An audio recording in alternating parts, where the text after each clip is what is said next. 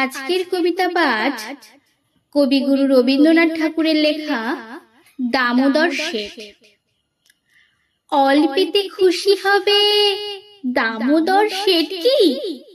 মুরগির মোয়া চাই, চাই ভাজা ভেটকি। আনবে কোটকি জুতো, মোটকিতে ঘি এনো। জলপাইগুড়ি থেকে এনো কই জিওনো।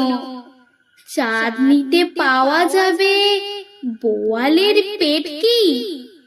চিনে বাজারের থেকে এনো তো করম চা। কাকড়ার ডিম চাই, চাই যে গরম চা। না হয় খরচা হবে, মাথা হবে হেটকি। মনে রেখো বড় মাপে করা যায় আয়োজন। কলেবর খাটো নয়, 3 মণ প্রায় ওজন। খোঁজ নিও ঝুড়িয়াতে জিলেপির রেট কি।